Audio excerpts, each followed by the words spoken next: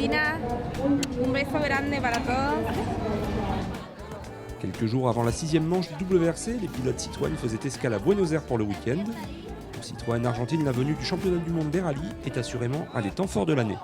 On a organisé ce roadshow à Buenos Aires la semaine dernière, le samedi, en face de l'obélisque, qui est un peu le signe de la ville de Buenos Aires. On a eu environ 40 000 personnes en ville présentes. Sébastien Loeb et Sébastien Ogier se sont relayés au volant de la DS3 WRC pour un spectacle très apprécié du public argentin.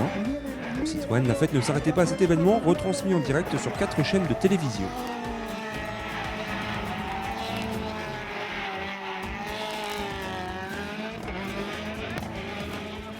À Villa Carlos Paz, en Cordoba en général, la province de Cordoba, c'est une province qui est fan du rallye, fan de l'automobile en général, du rallye spécialement. Et nous attendons d'avoir environ 1,5 million de personnes qui vont voir les rallyes pendant toute la semaine. Avec l'aide de 2 concessionnaires de la province de Cordoba, nous aident énormément pour accueillir tout le monde qui vient voir la gamme, la nouveauté qui est le DS3, les véhicules de racing, etc. etc. C'est très bien profité.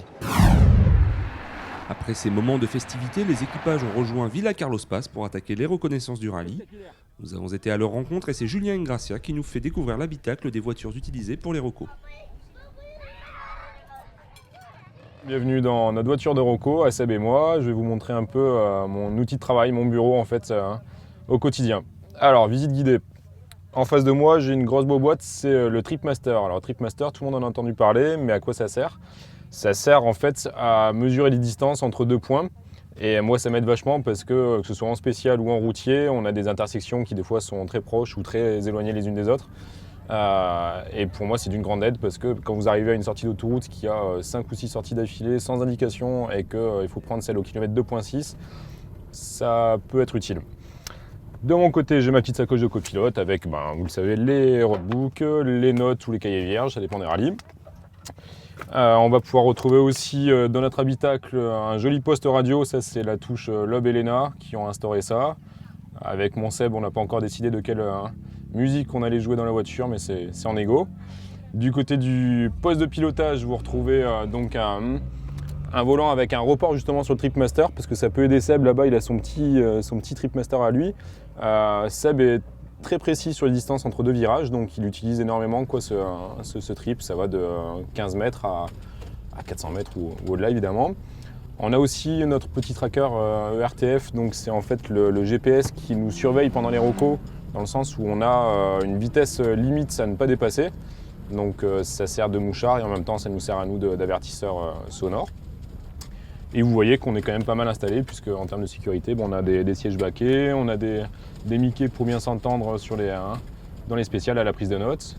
Et ma foi, on n'est pas si mal, quoi. Jeudi matin, les équipages du Citroën Total World Rally Team retrouvent enfin leur voiture de course pour le check-down. C'est le début de l'hiver en Argentine et il fait froid, très froid même, puisque la température est négative lorsque les voitures quittent le parc d'assistance. Le public est déjà nombreux sur le bord de la route. Les pilotes des DS3 WRC vont pouvoir vérifier le bon fonctionnement de leur monture avant le départ officiel, donné en début d'après-midi. Le rallye débute en effet par la super spéciale de Villa Carlos Paz, une vraie spéciale technique et rapide qui permet à Sébastien Loeb de signer le meilleur temps devant Peter Solberg et Sébastien Ogier.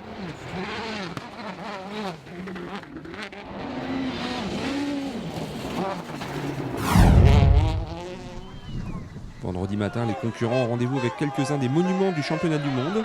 Nina Clavero, Julio César ou El Condor, autant de noms mythiques pour les passionnés de rallye. Les leaders du championnat du monde, Sébastien Loeb et Daniel Elena, doivent ouvrir la route dans ces paysages grandioses.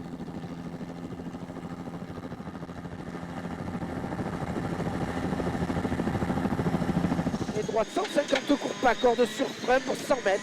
Droite 80 moins épingle. Très vite, les septuples champions du monde subissent la loi des pilotes mieux placés qu'eux sur la route, comme Jari-Matti Latvala, Peter Solberg et Sébastien Ogier.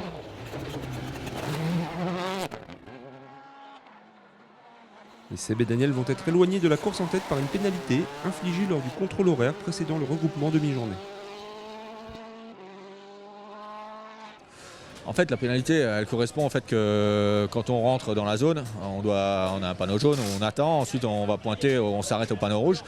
Et je ne me suis pas arrêté à ce panneau rouge parce que Daniel est venu me faire signe de rentrer, sauf que le panneau rouge était masqué par une caisse comme ça, donc on ne pouvait pas le voir. Et puis en plus, il manque un panneau de sortie de zone, donc, ce qui fait que je ne me suis pas arrêté à ce panneau de sortie de zone non plus vu qu'il n'était pas là. Et donc j'étais 10 mètres trop loin pour le pointage et puis donc on prend 1 minute de pénalité. La boucle du vendredi après-midi se déroule selon la même tendance et Jari-Matti Latvala boucle la première journée en tête devant Peter Solberg, Sébastien Ogier, Mikko Hirvonen et Sébastien Loeb.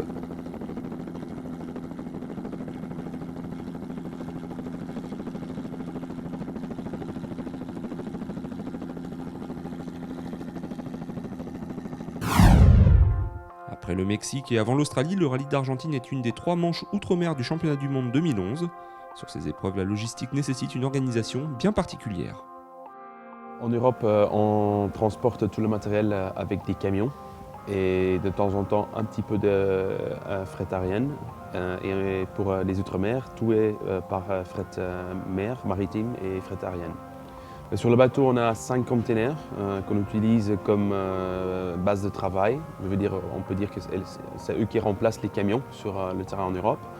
Et tout ce qui est lié à la voiture et les voitures elles-mêmes voyagent en fret aérienne. Dans les conteneurs, je veux dire, qui appartiennent à la voiture, on a tous leurs spare parts, on a un atelier pour les mécanos pour travailler si nécessaire.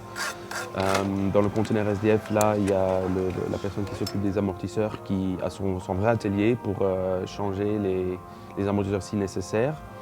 Et dans les 2 conteneurs reconnaissance, on a les voitures de reconnaissance plus tout le matériel qui va avec pour les réparer si besoin. Transportées par avion, les voitures de course bénéficient évidemment d'un soin tout particulier. Elles sont protégées par ces cages métalliques. Oui, elles sont palettisées avec un cage autour pour les protéger si un jour il y a un problème avec le chargement, le déchargement ou dans l'avion. On a eu une fois et maintenant les voitures sont vraiment sécurisées, on ne peut avoir aucun problème. Pour l'équipe, il n'y a strictement rien qui change. On a vraiment essayé de reconstruire le paddock qu'on a en Europe avec les containers. Et je vais dire la seule chose qu'on loue sur place, c'est la tente pour le catering. Tout le reste vient de la France, et dans les containers ou dans le fret aérien. Et sur place, les mécanos retrouvent leur lieu de travail qu'ils retrouvent en Europe avec les camions. Retour à la course avec la 2e étape placée sous le signe d'une implacable domination des équipages du Citroën Total World Rally Team qui vont s'adjuger tous les scratchs du samedi.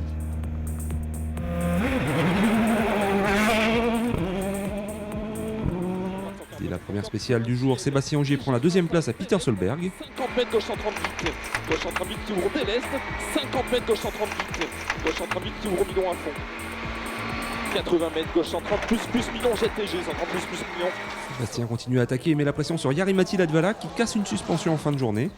Le pilote de la DS3WRC numéro 2 occupe donc la tête à l'issue de cette 2e étape avec une belle avance de plus de 40 secondes.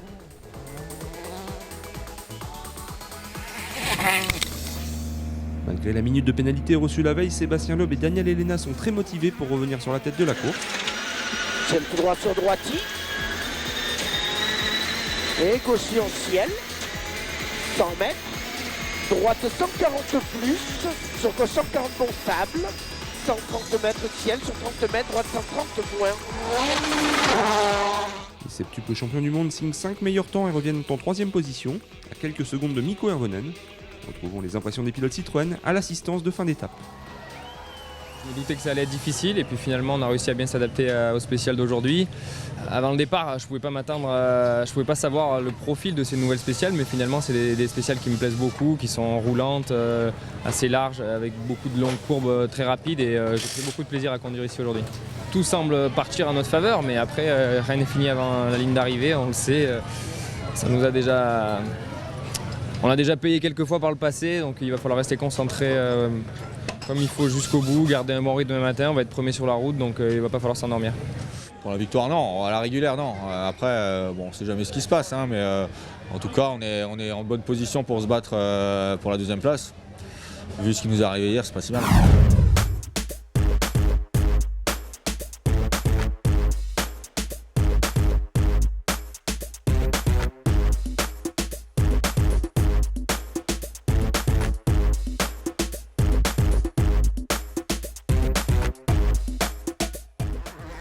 Dimanche matin, les concurrents doivent affronter la plus longue spéciale depuis le début de la saison. Long de 48 km, ce secteur est noyé dans le brouillard lorsque les concurrents s'y élancent.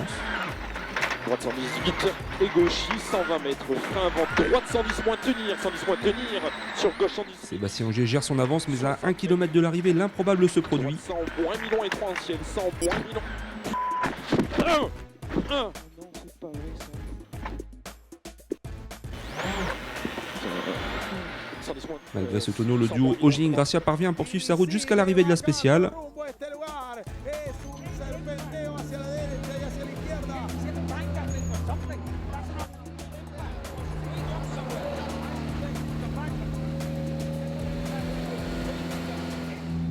I roll. On the cut, I cut too much a corner and I roll.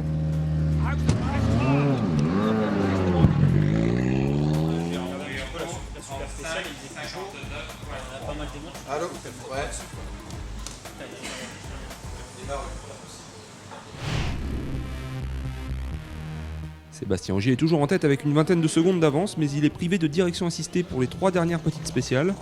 Hirvonen et Loeb comblent rapidement ce retard et Ogier aborde la Power Stage avec moins de 3 secondes d'avance.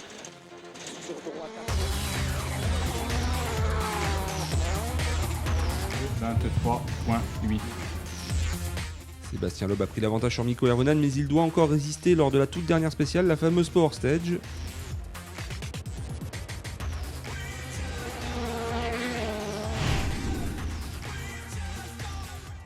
La tension est à son comble au sein de l'équipe Citroën qui attend l'arrivée de ses pilotes au point stop.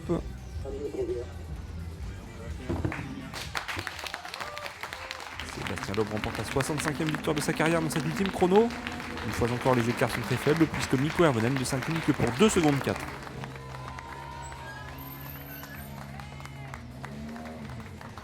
C'est sans doute celle qu'on attendait le moins. Ça c'est clair. Donc voilà, donc c'est sûr que ça a un goût particulier parce qu'on n'y croyait pas beaucoup et puis finalement on repart d'ici avec une victoire. Donc puis on gagne une 6e fois l'Argentine. C'est quand même dommage de le perdre. Donc là ça s'est fait un petit peu dans des conditions particulières, mais on le gagne quand même. Évidemment, la joie et la surprise de Sébastien Loeb contrastent avec la déception de Sébastien Ogier. Mais c'est sûr que moi je suis déçu. Le point positif, c'est que je pénalise pas l'équipe parce qu'à la sortie on fait quand même 1 et 3, donc c'est quand même un très bon résultat pour l'équipe. Mais sur un point de vue personnel, ça fait mal quand même. Retrouvons le classement final de ce rallye d'Argentine avec la victoire de Sébastien Loeb devant Mikko Hirvonen et Sébastien Ogier. Peter Solberg, qui a connu des problèmes de direction assistée le 2e jour, aurait pu lui aussi prétendre à la victoire. Au championnat du monde des pilotes, Sébastien Loeb accentue son avance sur Hirvonen, tandis que Sébastien Ogier conserve la 3e place devant Latvala et Solberg. Chez les constructeurs, Citroën fait également une très bonne opération, emportant son avance à 33 points.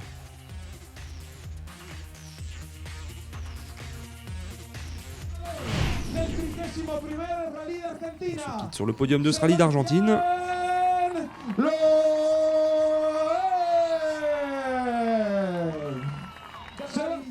Le championnat du monde des rallyes continue dans 3 semaines avec la 7e manche, un autre mythe, le rallye de l'Acropole.